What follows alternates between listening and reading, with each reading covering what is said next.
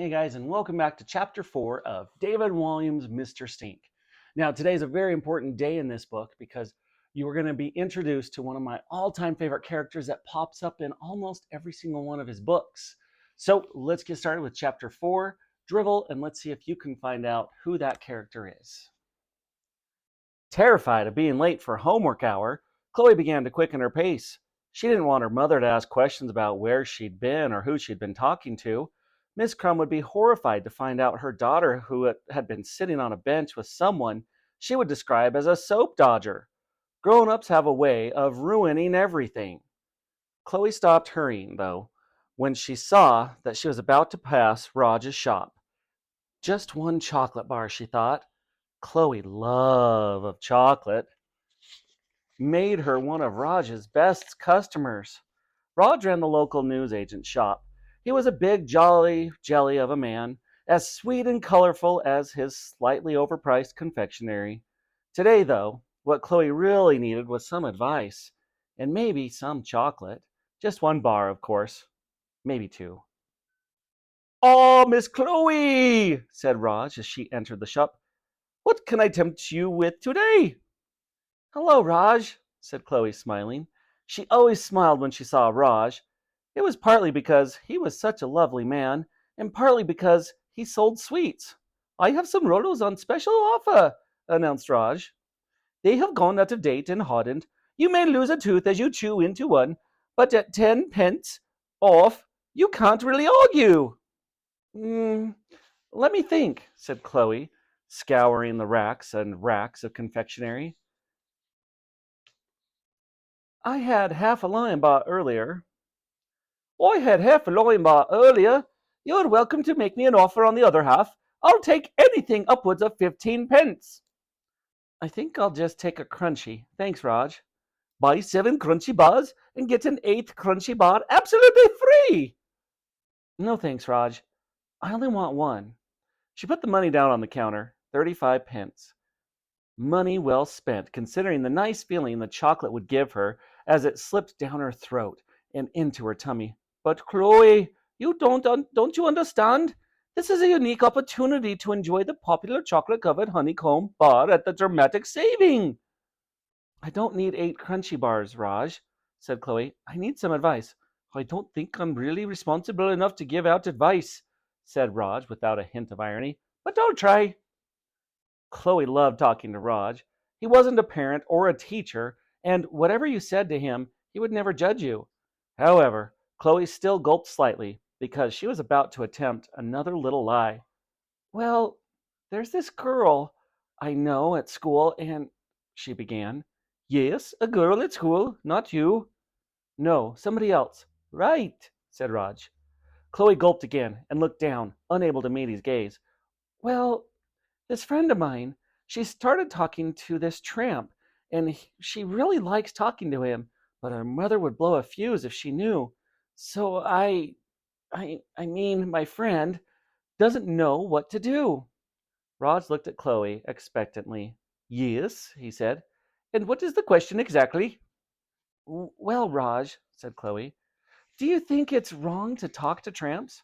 "Well, it's not good to talk to strangers," said Raj, "and you should never let anyone give you a lift in a car." "Right," said Chloe, disappointed.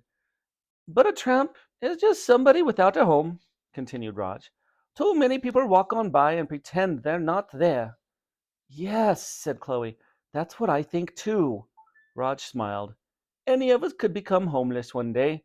I can see nothing wrong with talking to a tramp, just like you would anyone else." "Thanks, Raj. I will. I mean, I'll tell her. This girl at school, I mean." "What's this girl's name?" Um, Stephen. I mean, Susan. No, Sarah. Her name is Sarah. Definitely Sarah." "It's you, isn't it?" said Raj, smiling. "Yes," admitted Chloe after a millisecond. "You are a very sweet girl, Chloe. It's lovely that you would take the time to talk to a tramp. There, but for the grace of God, you go you and I." "Thanks, Raj." Chloe went on a little red, embarrassed by his compliment. Now, what can you buy your homeless friend for Christmas? Said Raj as he scoured around his disorganized shop. I have a box full of Teenage Mutant Ninja Turtle stationery sets. I can't seem to shift. Yours for only $3.99. In fact, buy one set, get 10 free. I'm not sure a tramp really has any need for a Teenage Mutant Ninja Turtle stationery set. Thanks anyway, Raj. We all have a use of Teenage Mutant Ninja Turtle stationery set, Chloe.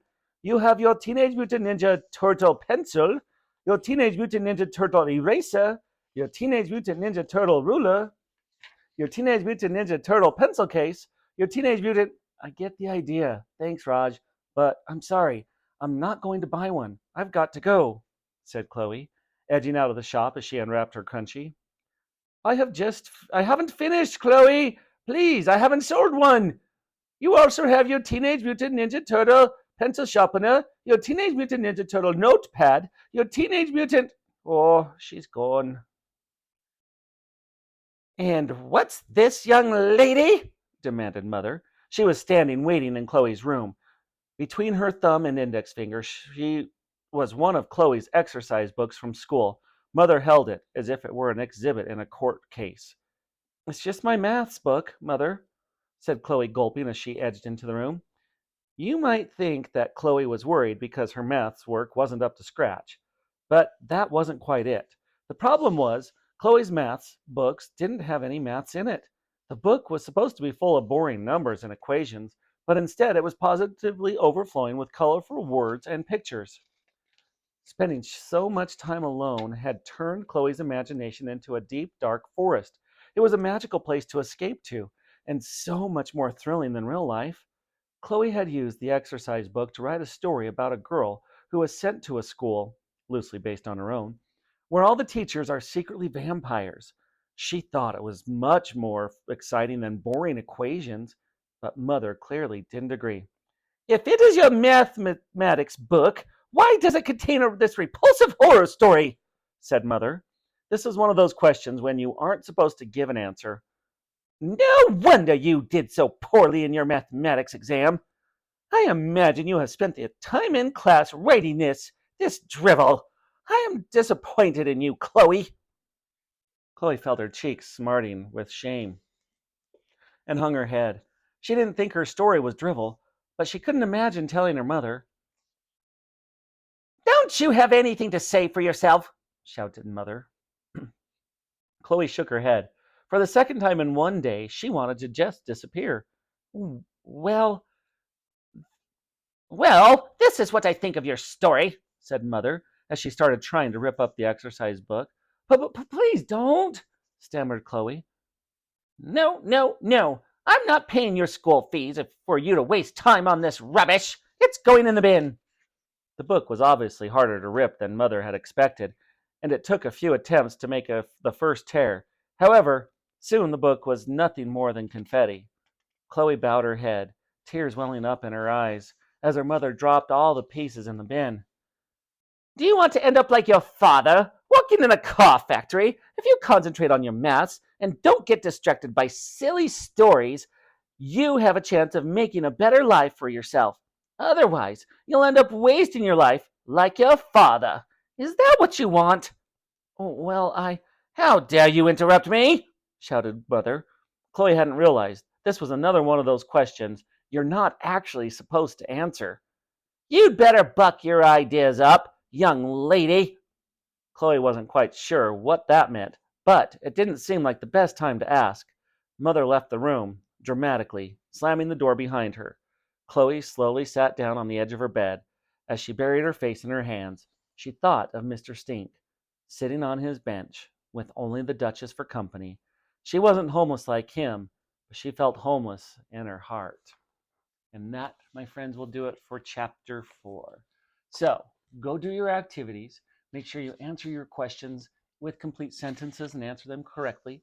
And then tomorrow, one of the most exciting, hilarious chapters, Abandoned Starbucks, is coming up.